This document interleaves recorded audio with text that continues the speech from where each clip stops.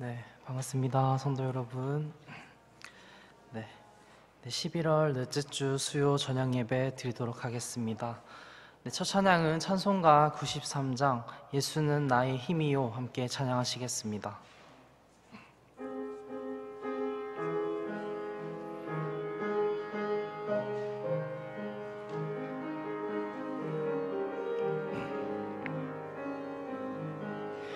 예수는 나의 힘이요 내 생명 되시니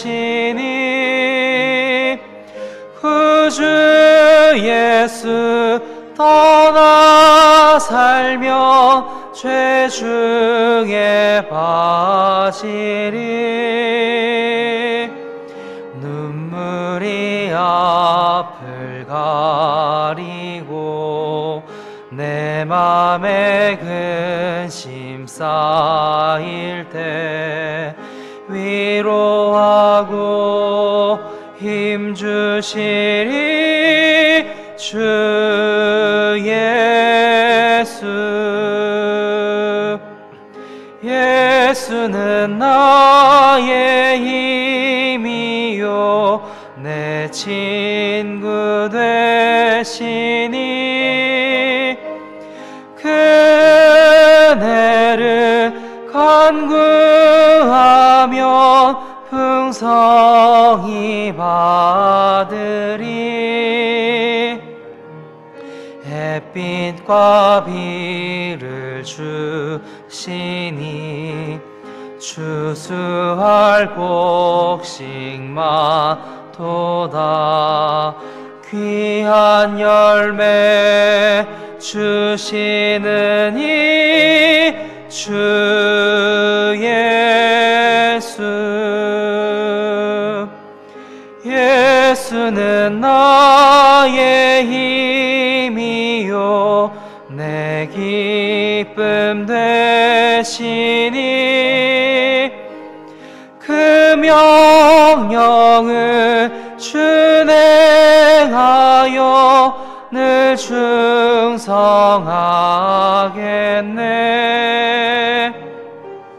주야로 보호하시며 바른 길 가게 하시니 의지하고 따라가리 주 예수. 예수는 나의 힘이요 내 소망 되시니 이 세상을 떠나갈 때 곧 영생 얻으리 한없는 복을 주시고 영원한 기쁨 주시니 나의 생명 나의 기쁨 주 예수. 네, 아멘. 다음 찬양은 찬송가 342장 너 시험을 당해 함께 찬양하시겠습니다.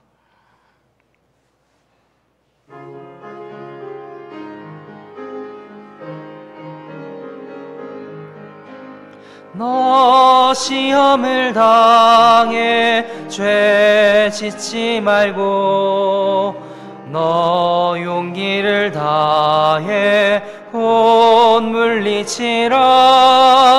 너 시험을 이겨 새 힘을 얻고 주 예수를 믿어 늘 승리하라. 우리 구주의 힘과 그의 위로를 빌라. 주님 내 편에 서서 항상 도우시리. 내 친구를 삼가 잘 선택하고 너행을 삼가 늘 조심하라. 너 열심을 다해 늘 충성하고 온 정성을 다해 주 봉사하라. 우리 구주의 힘과 그의 위로를 빌라 주님 내 편에 서서 항상 도우시리. 잘 이기는 자는 상 받으리니 너 낙심치 말고 늘 전진하라. 내 구세주 예수 힘 주시리니 주 예수를 믿어 늘 승리하라. 우리 구주의 힘과 그의 위로를 빌라 주님 내 편에 서서 항상 도우시리. 아멘. 이 시간 신정호 집사님 나오셔서 기도하시겠습니다.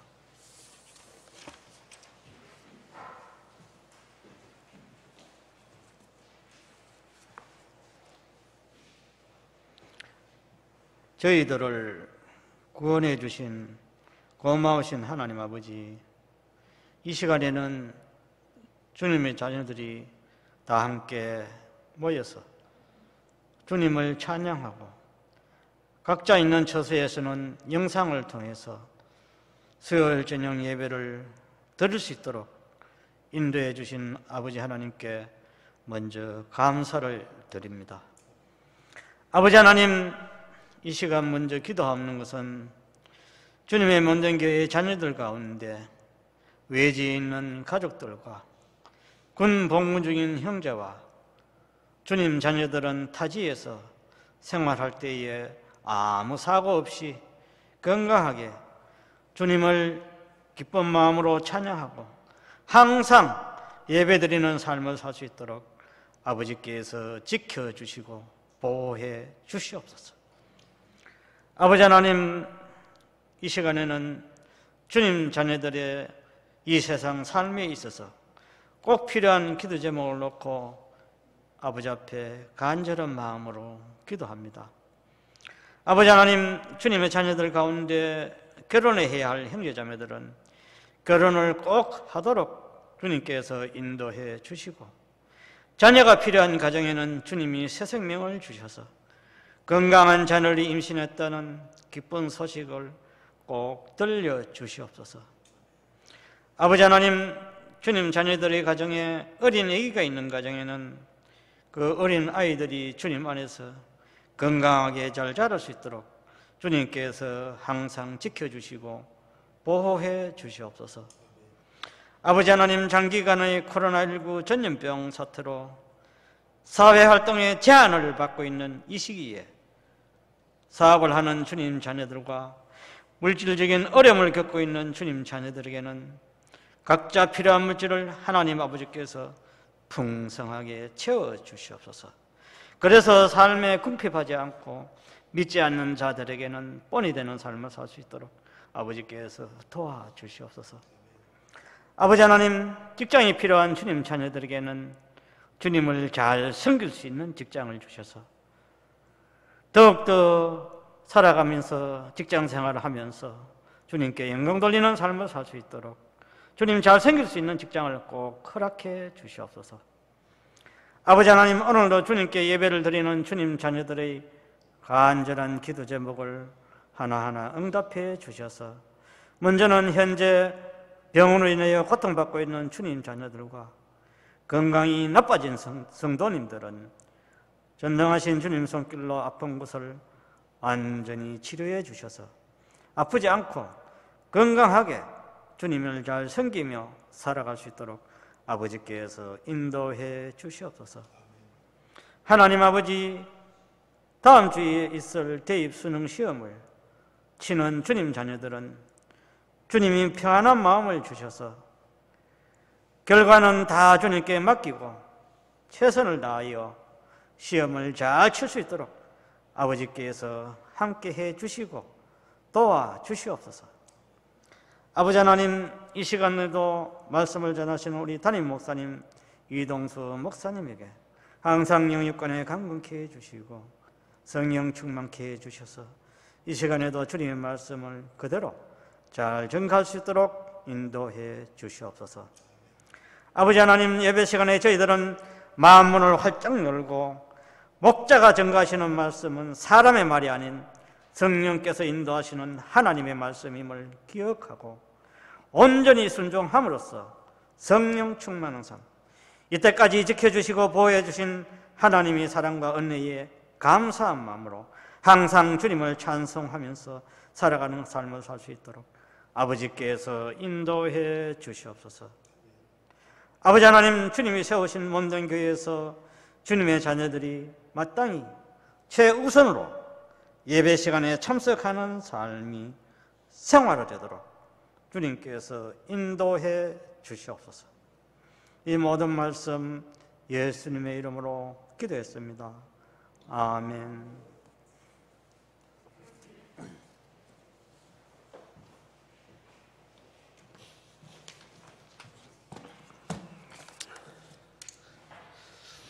잘 지내고 계십니까?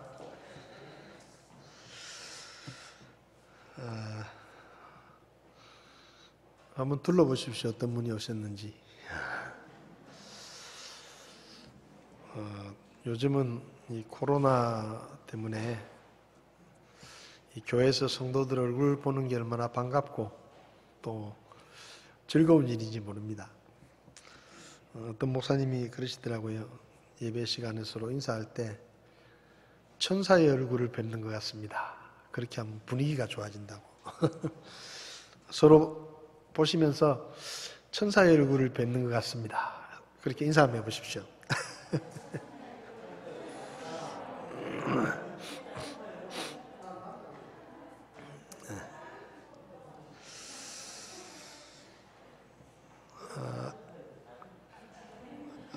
아직도 그 전국적으로 코로나 사태가 계속 더 확산이 되고 있어서 다들 건강 관리를 잘 하시고 마스크도 꼭 하고 다니시고요. 그리고 이제 겨울이니까 감기도 잘 챙기셔서 감기 걸리지 않도록 그렇게 건강 관리를 잘 하셨으면 좋겠습니다. 교회 방송 좀 보고 계신가요? 방송을 우리 정 집사님 부부가 또 찬양 방송을 열심히 찍고 또 저도 나름대로 자료들을 많이 모아서 준비를 해서 방송을 하고 있는데 많이 시청을 해주시면 좋겠습니다. 지난주하고 이번주하고 이제 성서의 땅을 가다 시간에는 비아 돌로로사를 저희들이 둘러보고 있는데 그 어떤 분이 영상을 올렸는데 그 코로나 이전과 코로나 이후를 비교를 해가지고 예루살렘 영상을 이렇게 올린 것을 봤는데 정말로 하늘과 땅 차이입니다. 지금은 거의 거리가 텅 비었고 그 복잡하던 성지마다 사람들이 거의 없고 코로나 이전에는 막 바글바글했던 그 비아 돌로로사 올라가는 길이 지금은 가게도 거의 다 문을 닫고 장사도 못하고 이래서 전에도 말씀드렸지만 눈에 보이지도 않는 그 작은 세균이 병균이 우리의 삶에 얼마나 큰 영향을 끼치고 있는가 하는 것을 생각해 보았습니다. 근데 또 그 생각을 하면서 또 생각이 나는 게 우리 안에는 성령 하나님이 계시는데 그 성령 하나님이 계시는 나는 얼마나 많은 사람들에게 영향을 끼치고 또 세상을 바꾸고 있을까 그런 생각을 해봤습니다. 방송을 위해서 기도해 주시고 또 수고하시는 분들도 격려도 많이 해주시면 좋겠습니다. 12월 달에 성탄 감사 예배가 있는데 올해는 연말도 그렇고 성탄도 그렇고 특별한 시간들인 것 같습니다. 백신이 나오게 되면 올해 겨울이 코로나 때문에 고생하는 마지막 겨울이 될 거라고 이런 이야기도 하지만은 또 그것도 알 수 없는 일이고 어찌됐든 주어진 환경 가운데서 우리가 하나님 앞에 감사하면서 또 오히려 감사의 제목들을 찾아가면서 하나님 앞에 감사하는 그런 시간이 되었으면 좋겠습니다. 올해는 하여튼 하나하나가 다 특별한 일이고 아무도 해보지 못한 경험들을 우리가 하고 있고 또 교회들도 많이 어려운 것 같습니다. 특별히 개척교회들 또 이런 어려운 교회들이 많이 있는데 선교사님들도 그렇고요. 우리가 어느 때보다도 또 기도해 주시고 그래도 선교헌금을 성도님들께서 또 이렇게 약속하신 대로 헌금을 많이 해주셔서 한때는 적자가 꽤 많이 났었는데 이제 그 적자가 다 메워지고 또 하나님께서 채워주셔서 감사를 드립니다.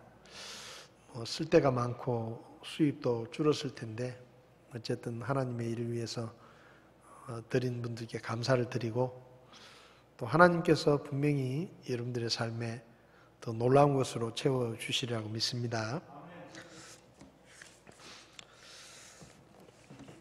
이 시간에는 하나님의 말씀을 함께 보시겠습니다. 누가복음 22장 주보에는 47절부터 53절까지라고 되어 있는데요. 47절부터 49절까지만 보도록 하겠습니다. 47절부터 49절까지 말씀 함께 읽겠습니다. 그분께서 아직 말씀하실 때 보라 한 무리가 오고 또 12 중에 하나인 유다라 하는 자가 그들보다 앞서 와서 예수님께 입을 맞추려고 그분께 가까이 나오더라. 그러나 예수님께서 그에게 이르시되 유다야 내가 입맞춤으로 사람의 아들을 배반하느냐 하시니 그분 주위의 사람들이 뒤따를 일을 알고 그분께 이르되 주여 우리가 칼로 치리이까 하더라. 아멘. 자리에 앉으시겠습니다. 잠시 기도하겠습니다. 고마우신 하나님, 여러 가지로 어렵고 힘든 가운데서도 우리와 함께 하시며 우리를 도우시며 우리의 형편을 살피시고 우리의 필요들을 채워주시는 하나님의 은혜를 감사합니다. 세상이 혼란스러울수록 우리가 더 말씀을 가까이 하게 하시고 하나님 가까이 나아가서 주님의 도우심을 구하며 또 주님 다시 오실 때가 가까웠다는 것을 깨닫고 늘 깨어 있도록 저희들을 도와주시기를 원합니다. 우리가 기도할 때마다 늘 좋은 것으로 우리에게 채워주신 그 주님의 신실하심을 믿고 이 시간 기도하는 기도의 제목들을 주님이 들으시고 선하게 응답하시며 우리의 삶이 늘 주님의 채우심으로 궁핍하지 않도록 도와주시기를 원합니다. 특별히 어려움을 당하는 어려운 교회들과 또 선교사님들을 주님께서 기억하시고 저들의 필요들을 채워주셔서 교회가 어려움을 겪지 않도록 주께서 도와주시기를 원합니다. 이 시간 주의 말씀을 함께 나눕니다. 주의 성령님께서 우리 각자에게 친히 말씀해 주시고 부족한 종을 붙들어 주셔서 오직 하나님의 말씀만 선포되게 도와주시옵소서. 이 시간을 주님께 맡기며 예수님의 이름으로 기도했습니다. 아멘. 지난 시간에는 우리가 시험에 빠지지 않기 위해서 기도해야 된다라는 말씀을 드렸습니다. 근데 기도를 할 때도 그냥 기도하는 것이 아니라 내 뜻이 이루어지기를 기도하는 것보다 하나님의 뜻이 이루어지기를 기도하면 우리가 시험에 빠지지 않고 유혹을 이길 수 있다라는 말씀을 드렸습니다. 우리가 하나님의 뜻이 이루어지기를 기도하면 우리에게 일어나는 모든 일들이 하나님의 뜻대로 된다는 것을 알게 됩니다.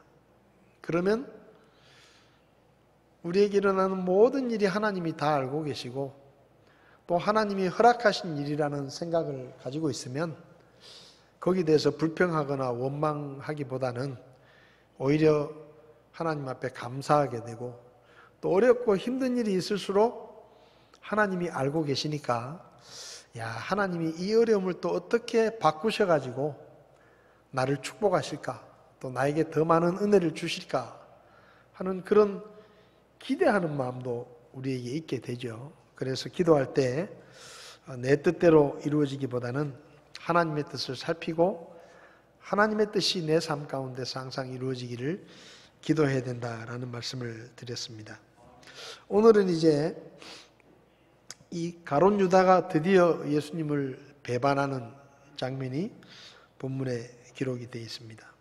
예수님께서 겟세마네 동산에서 피땀을 흘리시며 기도하신 후에 가룟 유다가 사람들을 데리고 와서 예수님께 입을 맞추고 그리고 예수님을 팔아넘기는 그런 장면이 우리가 읽은 본문에 기록이 되어 있습니다.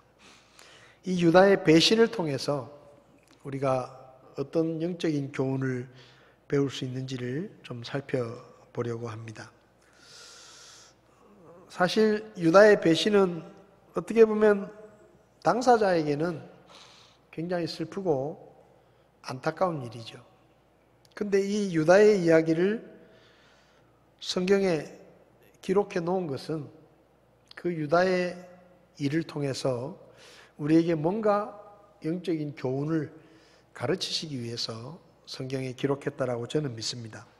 그냥 뭐 후세 사람들이 야, 유다인이 나쁜 사람이구나, 정말 그 사람 못됐구나, 어떻게 그럴 수가 있냐 하고 유다를 비판하고 유다를 책망하고 뭐 그렇게 하라고 우리에게 유다의 이야기를 알려주시는 게 아니라 이 사건을 통해서 이 시대를 살아가는 우리가 뭔가 배워야 될 영적인 교훈이 있기 때문에 사실은 성경 한 절 한 절을 보면 어떻게 보면 어떤 때는 야, 이 성경에 뭐 이런 것까지 기록을 해놨나, 또 성경에 뭐 이렇게 장황하게 사람들의 이름을 쭉 나열을 해놨나, 이런 생각을 하면 뭐 성경에 별 의미 없이 기록된 내용들도 있는 것처럼 보이지만 이 성경이 하나님의 말씀을 기록한 책이기 때문에 이 성경에 기록된 글씨 하나, 단어 하나, 문장 하나도 버릴 것이 없습니다.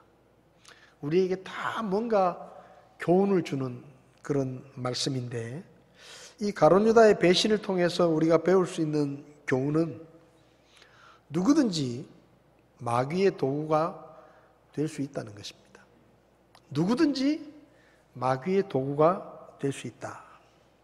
유다가 누굽니까? 하나님의 아들이신 예수님께서 직접 선택한 사람입니다. 하나님의 아들이신 예수님이 직접 그분의 제자로 선택한 사람이에요. 어떤 사람은 유다를 선택한 것은 예수님의 실수다, 유다가 배신할 것을 다 아실 텐데 왜 그런 사람을 예수님의 제자로 부르셔서 그런 고생을 자처하시느냐. 그러니까 이 유다를 제자로 선택한 것이야말로 예수님이 하신 가장 큰 실패다, 이렇게 이야기하기도 합니다. 근데 뭔가 주님의 뜻이 있으니까 이 유다를 선택하셨겠죠. 어찌됐든 유다는 보통 사람으로 살다가 하나님의 아들이신 예수님께서 직접 제자로 부르시고 예수님과 가장 가까이에서 함께 다니고 함께 먹고 함께 자고 그분의 말씀을 직접 배우고 그분이 행하시는 수많은 기적들을 눈으로 지켜본 사람입니다.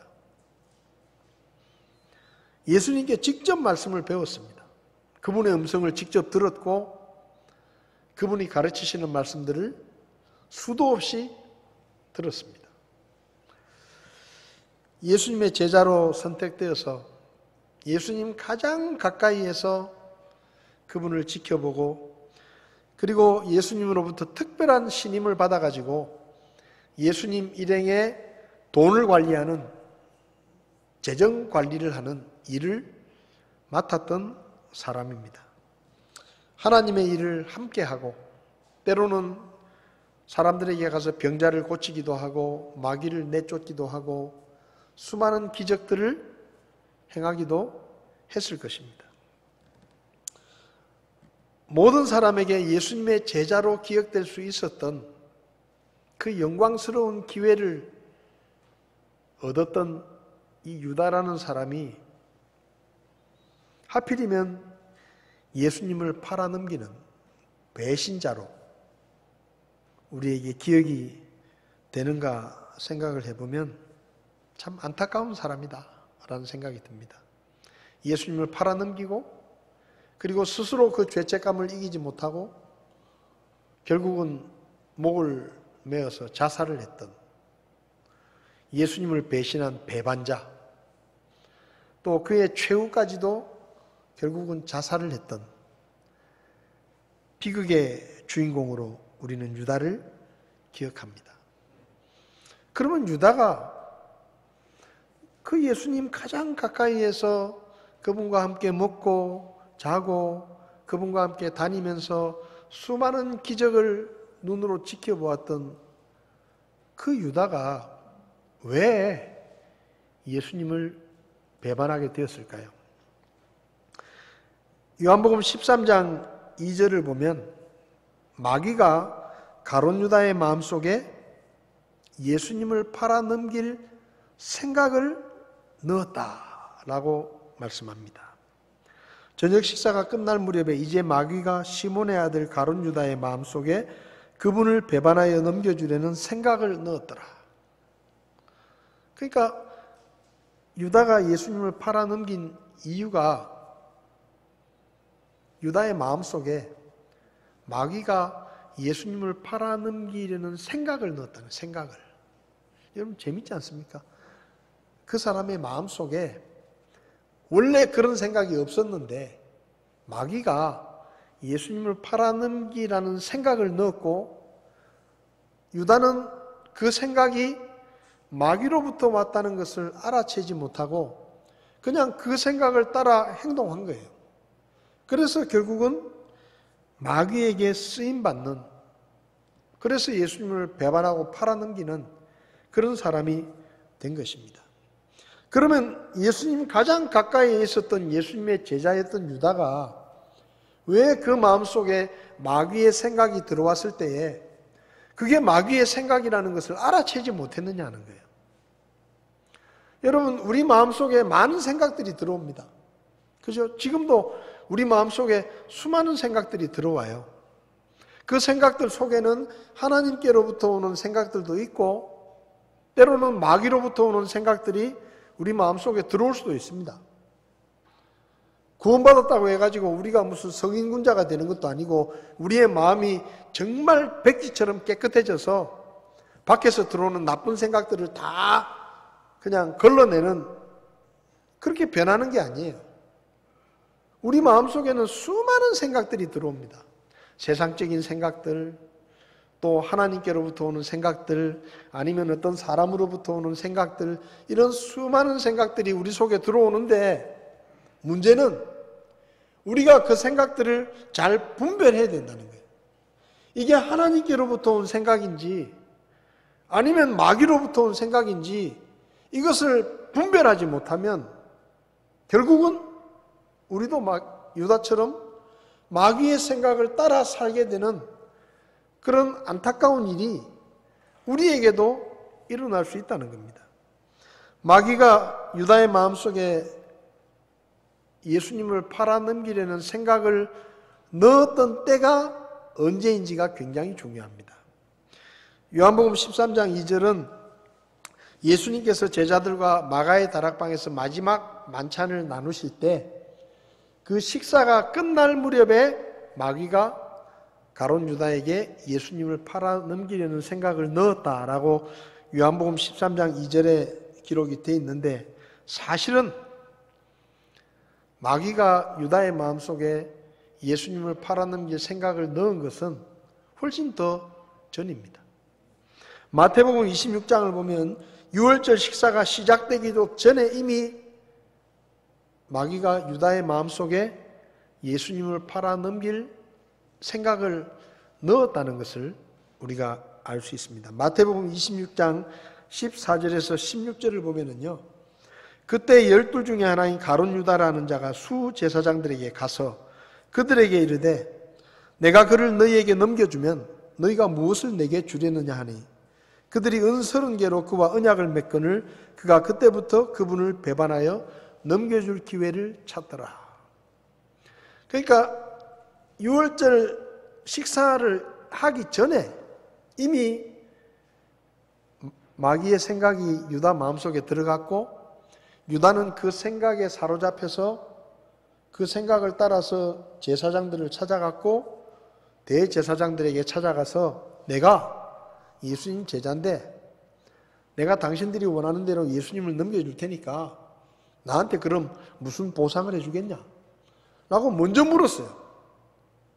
먼저 찾아가가지고 그리고 그 대제사장들이 네가 예수를 우리에게 넘겨주면 은 30개를 너에게 주겠다 라고 하니까 그 약속을 믿고 언약을 맺었다 그랬습니다. 언약을 맺었다. 넘겨줄 언약을 맺었다. 거래가 성립이 된 거죠. 나는 너희들이 원하는 예수를 넘겨주고 너희들은 내가 원하는 돈을 주면 된다 라고 이제 계약이 체결이 된 겁니다. 그래서 요한복음 12장과 마태복음 26장을 보면 마귀의 생각이 유다에게로 들어간 때가 식사 끝날 무렵이 아니고 그 6월절 식사를 하기도 전에 이미 유다의 마음속에 마귀의 생각이 들어가 있었다라는 것을 알 수가 있습니다. 근데 마귀의 생각을 유다의 마음속에 넣었을 때 유다의 마음 상태가 어땠을까 하는 것을 우리가 성경을 통해서 좀 짐작을 해볼 수 있는데요. 요한복음 12장을 보면 예수님께서 베다니에 들리셨을 때 나사로의 집에 초대를 받아가지고 늘상 예수님이 베다니에 오시면 나사로의 집을 방문해가지고 나사로의 식구들과 함께 식사를 했었습니다. 그래서 예수님께서 이제 마지막으로 예루살렘에 오셔서 십자가에 죽으시기 전에 베다니에 들렀을 때 그때도 나사로의 집에 들렸는데 그때 식사를 하고 있을 때 나사로의 여동생 마리아가 아주 값진 향유를 가지고 와가지고 그 옥합을 깨뜨려서 그 향유를 예수님의 발에 붓고 그리고 자기 머리털로 예수님의 발을 씻는 그런 사건이 있었습니다. 근데 그때 유다가 이 마리아의 행동을 못마땅하게 여기면서 책망을 하죠. 뭐라고 책망을 하는가 하면 그거 팔아가지고 내가 보니까 한 300데나리온 정도 될 것 같은데 그거 팔아가지고 가난한 사람들에게 나눠주면 더 좋았을 거 아니냐. 왜 그걸 예수님의 발에 부어가지고 그 아까운 것을 허비하느냐 라고 얘기를 해요. 300데나리온이면 지금 돈으로 하면 한 3천만 원 정도라고 칩시다. 하루 일당이 한 데나리온이니까 뭐 10만 원 정도로 치면은 3천만 원 정도 됩니다. 근데 이 6절을 보면 유다가 그렇게 말한 것이 가난한 사람들에게 돈을 나눠주면 좋겠다라고 말을 했는데 그렇게 말을 한 게 실제로 가난한 사람들을 생각해서가 아니고 다른 속셈이 있었어요. 유다가 예수님 일행의 공금을 관리하는데 그 공금을 유다가 조금씩 빼돌렸습니다. 공금 횡령을 한 거죠. 근데 만약에 마리아가 그 향유를 팔아가지고 3천만 원을 헌금을 하면 유다 입장에서는 좀 챙길 수 있는 거예요. 자기 주머니에. 3천만 원을 헌금을 하면 그러니까 한 1,000만 원 정도는 자기가 챙길 수 있는 거예요. 그러니까 그게 아까운 겁니다. 저 돈을 저 3천만 원이나 되는 돈을 예수님 발에다 그냥 싹 부어가지고 허비할 게 아니고 저걸 팔아가지고 나한테 헌금을 했으면 어려운 사람 도와주라고 우리한테 줬으면 내가 저기서 한 1,000만 원은 챙겼을 텐데 그게 아깝다 이 말이에요. 그러니까 이 마리아의 행동을 비판하는 겁니다. 근데 마태복음 26장을 보면 예수님께서 똑같이 베다니에 있을 때 나사로의 집에도 갔지만 또 한 사람의 집에 갔는데 그게 바로 나병 환자 시몬의 집입니다. 이 시몬은 아마도 나병에 걸렸다가 예수님을 만나가지고 병을 고친 것 같아요. 그러니까 예수님이 베다니에 오셨다는 얘기를 듣고 자기 집에 초대를 합니다. 그래서 식사를 해요. 근데 거기서도 식사를 하고 있는데 한 여자가 그 시몬의 집에 찾아옵니다. 찾아와가지고 매우 귀한 향유를 가지고 와가지고 그 옥합을 깨뜨려서 예수님의 머리에 향유를 부어드립니다. 아까 마리아는 발에 부었는데 이 여인은 예수님의 머리에 향유를 부었어요. 그때도 유다를 비롯한 제자들이 성경을 보면 분개했다고 했어요. 화가 나가지고 왜 이렇게 귀한 향유를 허비하느냐, 이 향유를 팔아 가난한 사람들을 도와주는 게 훨씬 좋지 않느냐라고 책망을 했다. 이렇게 마태복음 26장에 기록되어 있습니다. 이게 어느 게 먼저인지는 모르지만 하여튼 이 두 가지 사건이 같은 베다니에서 일어난 거예요. 여러분, 유다 입장에서 볼 때 얼마나 속이 상하겠어요. 나사로의 집에서도 그런 일이 있었잖아요. 나사로의 집에서도 마리아가 그 3천만 원 정도 되는 그 향유를, 그 아까운 걸 가지고 와가지고 예수님의 발에 홀랑 다 부어가지고 땅에 다 흘러가지고 못쓰게 만들어버리고, 그거 팔아가지고 나한테 줬으면, 우리한테 헌금을 했으면 내가 한 1,000만 원쯤 챙겼을 건데, 안 그래도 그게 아쉬워 죽겠는데 또 시몬의 집에 초대를 받아서 갔는데 똑같은 일이 거기서도 일어난 거예요. 어떤 여자가 향유를 가져오더니 그것도 꽤 비싼 향유예요. 그것도 한 3천만 원 정도 되는 거예요. 근데 그 여자도 그걸 들고 오더니 이번에는 예수님의 머리에 싹 다 부어드리고 그러고 있는 거예요. 그러니까 유다가 얼마나 속이 상했겠습니까? 나사로의 집에서 1,000만 원 날라갔죠. 시몬의 집에서 또 1,000만 원 날라갔죠. 저거 팔아가지고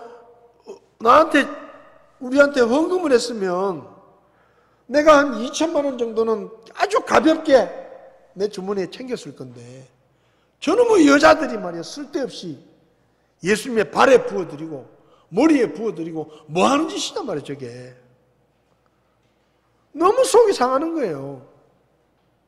근데 마태복음 26장을 보면 바로 그 시몬의 집에서 그 일이 있고 난 바로 그 직후에 유다가 누구를 찾아가는가 하면 대제사장을 찾아갑니다. 유다의 마음속에 마귀가 예수님을 팔려는 생각을 언제 넣었느냐? 유다가 너무너무 속이 상할 때, 돈이 아까워서 너무 속이 상할 때, 그거 자기한테 헌금을 했으면 그래도 한 2,000만 원 자기 주머니에 챙겨서 뭔가 좀 챙겼을 건데, 안 그래도 나사로의 집에서 속이 상해가지고 나왔는데 시몬의 집에서도 똑같은 일이 일어나니까 유다가 열이 받은 거예요. 저 여자들은 말이야 그 비싼 향유를 쓸데없이 그 땅바닥에 부어가지고 예수님 머리에 붓고 발에 부어가지고 다 쓸데없이 만들고, 그거 헌금했으면 내가 그래도 짭짤하게 챙겼을 건데 쓸데없는 짓을 해가지고, 그래가지고 이 유다가 속이 부글부글 끓으면서 막 화가 나고 막 그 돈에 대한 아쉬움이 너무너무 클 때 마귀가 그 마음속에 예수님에게 지금 현상금이 걸려있지, 예수를 팔아넘기면 돈 챙길 일이 생기겠다, 이런 마음이 들어간 겁니다. 돈에 대한 탐욕이 부글부글 끓고 있을 때 마귀가 유다의 마음속에 그 돈 아깝지, 근데 지금 대제사장과 사두개인들이 혈안이 돼가지고 예수를 잡을 기회를 노리고 있는데 그 예수님을 네가 갖다가 그 제사장들에게 팔아넘기면 돈 좀 챙길 수 있지 않겠냐 하는 생각을 유다의 마음속에 다 넣어준 거예요. 그러니까 유다가 안 그래도 억울하고 분통 터지는데 그 돈이 아까워 죽겠는데 돈이 생길 일이 있다 이 말이에요. 그러니까 유다가 그 시몬의 집에서 나와가지고 바로 대제사장을 찾아간 겁니다. 가서 물은 거예요. 대제사장이 먼저 부른 것도 아니에요. 자기 발로 가가지고 내가 예수님을 넘겨줄 테니까 너희들은 나한테 뭐 해줄래? 쉽게 말하면 돈을 얼마 줄 수 있냐 이 말이에요. 그러니까 대제사장이 보니까 예수님의 제자 유다가 왔거든요. 근데 와가지고 하는 말이 내가 너희들이 찾는 예수님을 적절한 때에 너희들에게 넘겨줄 테니까 나한테 뭘 해줄래? 라고 묻는 거예요. 그 말이 무슨 말이겠어요? 돈을 얼마나 주겠냐 이 말 아닙니까? 눈치가 빤하죠. 그러니까 이 대제사장과 사두개인들이 자기들이 이야기를 하다가 유다에게 우리가 은 30개를 줄게. 은 30개는 우리 돈으로 계산하면 한 300만 원 정도 됩니다. 우리가 300만 원 정도 너한테 줄 테니까 예수를 넘겨라.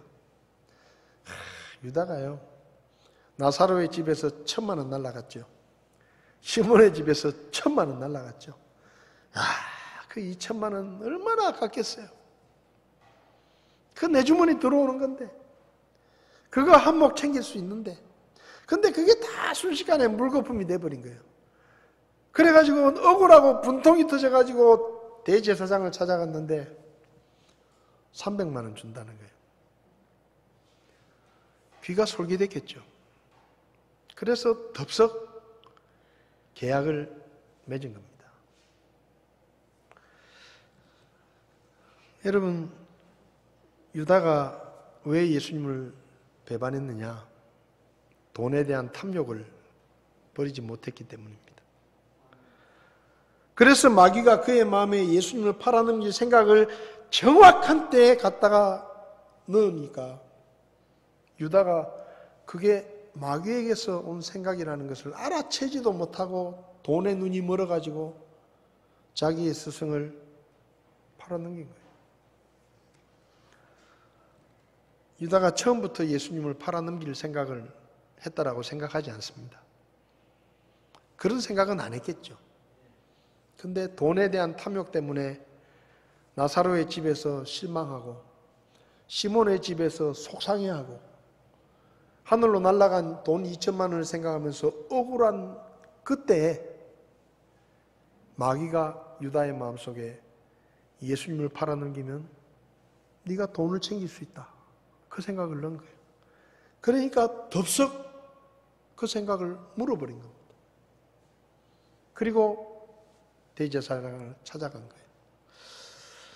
여러분, 디모데전서 6장을 보면 하나님이 주신 것에 만족하면서 주님을 섬기면 우리에게 믿음 생활에 큰 유익이 있다. 그렇게 말씀합니다. 근데요, 그 다음에 하신 말씀이 있어요. 디모데전서 6장 9절부터 10절을 보면 그러나 부유하게 되고자 하는 자들은 사람들을 파멸과 멸망에 빠지게 하는 시험과 올무와 여러 가지 어리석고 해로운 욕심에 떨어지느니라. 돈을 사랑함이 모든 악의 뿌리이니 어떤 자들이 돈을 탐내다가 믿음에서 떠났다. 그렇게 말씀합니다. 잘못하고 많은 고통으로 자기를 찔러 꿰뚫었다. 여러분, 여기서 부유하게 되려고 하는 사람은 앞에 있는 말씀과 비교해서 하나님이 주신 것으로 만족하는 사람은 믿음 생활에 큰 이익이 있는데 반대로 부유하게 되려는 사람은 그 말은 무슨 말입니까?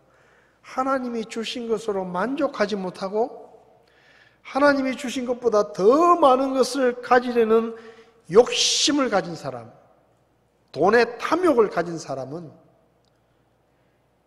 결국은 돈을 사랑하게 되고 그 돈을 사랑하는 것이 모든 악의 근원이다 라고 성경은 말씀하는 겁니다. 여러분, 지금 세상에서 일어나는 일을 보십시오. 지금 세상에서 일어나는 대부분의 범죄와 악은 돈 때문입니다. 돈 때문이에요. 어떨 때는 기가 막힐 때가 있어요. 편의점에 가서 돈 4,000원을 뺏기 위해서 편의점 알바를 죽인 사건도 있습니다. 돈 4,000원 때문에. 돈에 눈이 멀면은요, 제정신이 아니에요. 돈의 탐욕에 빠지게 되면 정신을 차리지 못하는 거예요. 그 4,000원이 뭐라고 사람을 죽입니까? 근데 그런 일이 일어나는 거예요. 겉으로 보기에는 안 그런 것 같지만 따지고 보면 다 돈 때문이에요. 돈에 대한 탐욕이 사람을 악하게 만드는 겁니다. 여러분, 물론 돈은 구원받은 우리에게도 필요합니다. 그리고 성경은 돈 자체가 악하다고 말하지 않아요. 성경은 돈 자체가 악하다라고 말하는 게 아니라 돈을 사랑하는 것이 악하다라고 말하는 겁니다. 돈은 필요합니다. 근데 문제는 하나님이 주신 것으로 만족하지 못하고 돈을 사랑하는 거예요.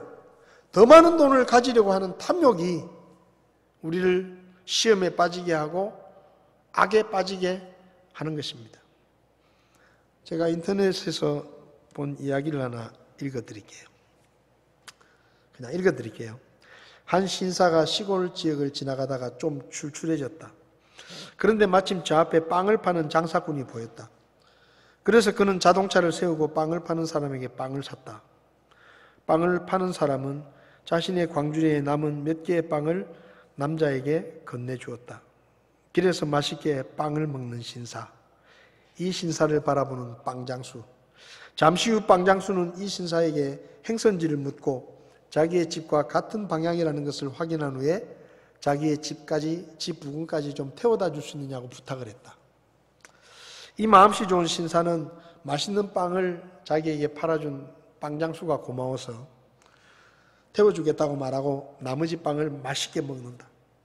마지막 한 조각을 입에 넣고 차에 시동을 걸고 빵장수를 옆에 태우고 운전하던 신사는 궁금한 듯이 빵장수에게 물었다.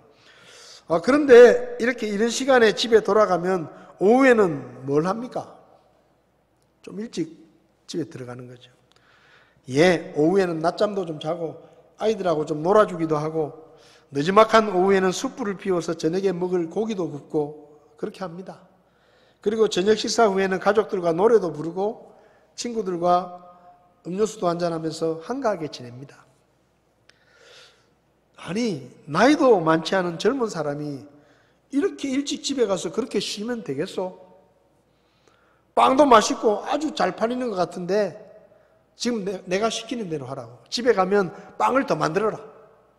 그래가지고 더 늦게까지 빵을 더 팔아라. 그러면 돈을 더 많이 벌 수 있지 않겠소? 그러니까 빵장수가 대답하는 거예요. 예, 그건 그런데 제가 왜 그래야 되죠? 아이고, 이 사람 젊은 사람이 뭘 몰라서 그러는데 당신이 빵을 더 많이 팔면 그 돈을 모아가지고 오토바이를 하나 살 수 있지 않겠소? 오토바이를 사면 뭐가 달라지는데요? 아이, 참 답답하네. 오토바이가 있으면 더 많은 빵을 실을 수 있고 더 많은 빵을 팔 수 있고 더 많은 돈을 벌 수 있지 않겠소? 그 말은 맞네요. 근데 그렇게 빵을 많이 팔아야 되는 이유가 뭐죠, 도대체? 아이, 참 답답해 죽겠네. 그렇게 되면 당신은 더 많은 돈을 벌 수 있고 또 그 돈을 모아서 나중에는 차도 사고 트럭도 사고 빵을 대대적으로 만들고 가게도 내고 공장도 만들고 종업원들도 많이 모아가지고 지금보다 훨씬 더 많은 돈을 벌 수 있고 내가 빵 맛을 보니까 정말 당신 사업은 금방 잘 될 것 같다. 종업원도 많이 두고 그리고 사장이 되면 종업원들에게 일을 맡기고 당신은 좀 편하게 살 수 있지 않겠냐? 참 멋진 말씀인데요. 그렇게 직원을 많이 두면 나한테 뭐 좋은 일이 생깁니까? 이 사람아, 종업원들이 많이 있으면 당신이 빵 만드는 것도 다 맡기고 빵 파는 것도 다 맡기고 하루 중에 몇 시간만 일을 하면서 자식들하고 놀아주기도 하고 한가하게 삶을 즐길 수 있는데 빵을 빨리 만들어서 더 많이 팔아라. 말하고 있는 동안에 빵장수의 집에 도착하게 되었다. 빵장수는 저기요, 저기 저 내려주시면 됩니다 라고 말했다. 차에서 내리면서 신사에게 빵장수는 이렇게 말했다. 태워주셔서 감사합니다. 그리고 오는 동안 하신 말씀 정말 감사합니다. 근데 제가 굳이 그렇게 해야 될 필요가 없을 것 같습니다. 왜냐하면 저는 지금도 하루에 몇 시간만 일하고 집에 가서 자식들하고 놀아주고 한가하게 삶을 즐기며 살고 있는데 지금도 그렇게 살고 있는데 내가 왜 몇 년 동안 고생을 해가지고 몇 년 뒤에야 그렇게 살 수 있다는 당신 말을 듣고 빵을 열심히 팔아야 되냐? 너 지금도 그렇게 살고 있다.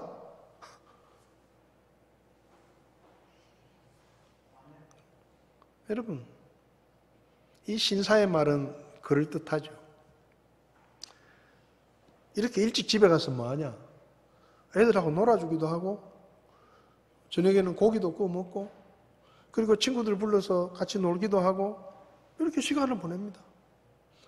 젊은 나이에 그렇게 일찍 집에 가서 뭐하냐? 돈을 좀 더 벌어라. 그러면 더 좋은 집에 살 수 있고 더 좋은 차 탈 수 있고 더 많은 돈을 벌 수 있고 더 큰 집에 이사 가고 더 좋은 옷을 입고 더 많은 것을 누릴 수 있지 않겠느냐? 그럴듯하게 들리죠. 근데 그 신사의 결론은 뭐예요? 당신이 돈을 많이 벌어가지고 종업원들을 많이 두면 당신이 하루에 몇 시간만 일하고 집에서 가족들하고 보낼 수도 있고 자식들하고 놀아줄 수도 있고 고기도 구워 먹고 친구들 불러서 놀 수도 있고 그럴 수 있지 않겠냐. 근데 이 빵장수는 지금도 그렇게 하고 있는 거예요. 물론 돈이 많을 때보다 먹는 게 좀 좋지 않을 수도 있습니다. 돈이 많을 때보다 사는 집이 좀 적을 수도 있습니다. 돈이 많을 때보다 더 좋은 차를 타지 못할 수도 있습니다. 그런데 지금도 내가 몇 시간 일하고 아이들하고 놀아주고 가족들과 시간을 보내고 친구들과 시간을 보내고 이렇게 할 수 있는데 왜 굳이 내가 돈을 더 벌어야 되냐? 여러분, 돈에 대한 탐욕이 없으면 이렇게 되는 거예요. 돈에 대한 탐욕이 없으면 이런 말을 들어도 내가 당신 말 들어보니까 결국은 똑같은 얘기인데 나는 지금도 그렇게 살고 있다.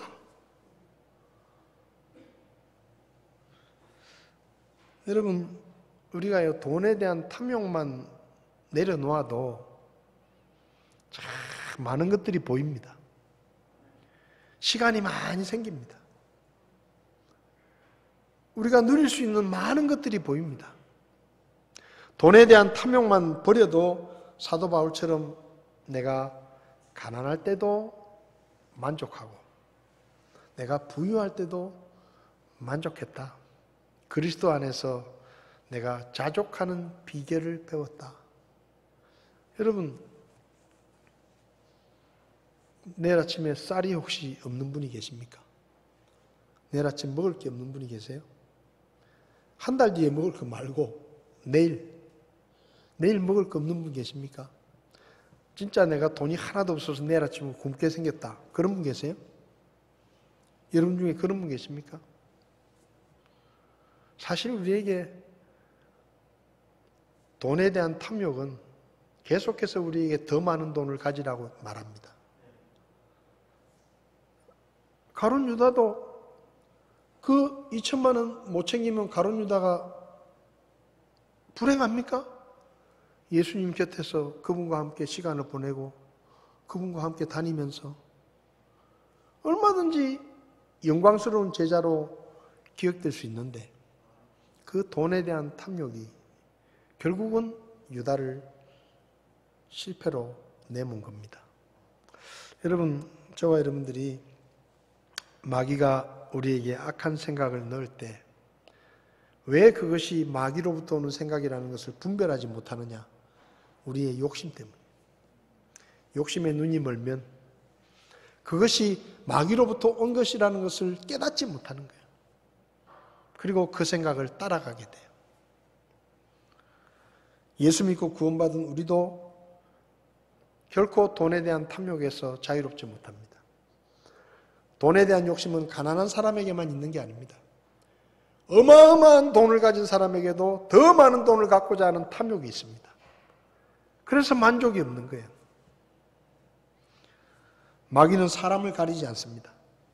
에덴 동산에서 아담과 하와의 욕망을 자극해서 죄를 짓게 만들었고, 모세를 시험했고, 다윗과 솔로몬을 시험했고, 심지어 예수님에게까지 시험을 던진 것이 마귀입니다.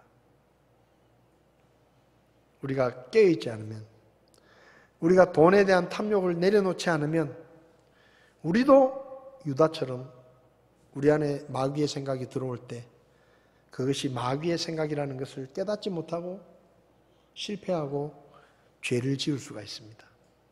그러므로 그리스도 안에서 하나님이 주신 것으로 만족할 수 있는 자족함이 우리에게 있기를 바랍니다. 지금 있는 것을 감사할 수 있기를 바랍니다. 더 많은 것이 없다고 불평하고 원망할 것이 아니라 내일 아침 먹을 것이 있고, 내가 저녁에 가서 잠들 거처가 있고, 사랑하는 가족들이 있고, 그래도 옷장을 열면 뭘 입을지 고민하잖아요. 하나밖에 없어가지고 맨날 그것만 꺼내 입는 거 아니잖아요. 우리는 부자예요. 옛날에 어떤 가수가 그랬잖아요.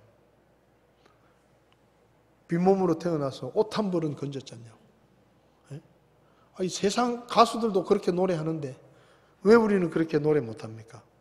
나는 빈손으로 왔는데 지금 가진 것이 너무 많고 누리고 있는 게 많고 하나님이 나에게 주신 것이 너무 많습니다. 하나님 감사합니다. 우리가 마음을 그렇게 먹으면 아마 감사할 일이 천지일 거예요. 돈에 대한 탐욕, 육신에 대한 정욕, 이런 것들을 우리가 내려놓으면 많은 것들이 보입니다. 그리고 하나님 앞에 감사할 것이 더 많다는 것을 깨닫게 될 것이고, 그러면 하나님이 주신 것에 만족하는 비결을 배우게 될 것입니다. 기도하시겠습니다.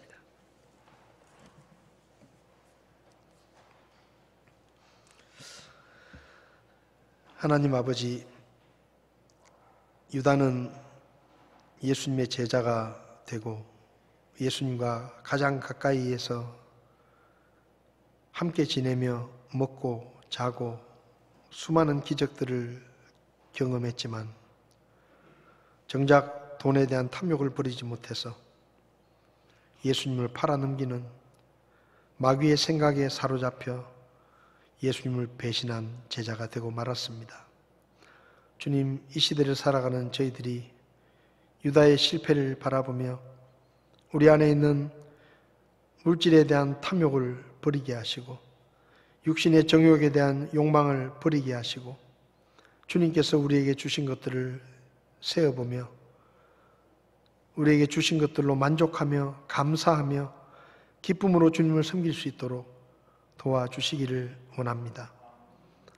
우리가 이 세상을 떠날 때 모두 다 버려두고 가야 될 것들이라는 것을 깨닫게 하시고 세상에 있는 것들에 욕심을 두지 않게 하시고 주님 한 분만으로 만족하며 기쁨으로 주님을 섬기며 살아갈 수 있도록 저희를 도와주시기를 원합니다. 혹 우리 가운데 정말로 경제적으로 어려움을 당하는 분이 있으면 주께서 필요한 만큼 채워주셔서 믿음 안에서 실족지 않도록 주께서 도와주시고 주님이 우리에게 주신 것들로 만족하며 하나님 앞에 감사의 삶을 살아갈 수 있도록 저희를 도와주시옵소서. 이 어려움 가운데서도 우리를 지켜주시고 지금까지 도와주신 하나님의 은혜를 감사드리며 예수님의 이름으로 기도했습니다. 아멘. 예배를 마치겠습니다. 고맙습니다.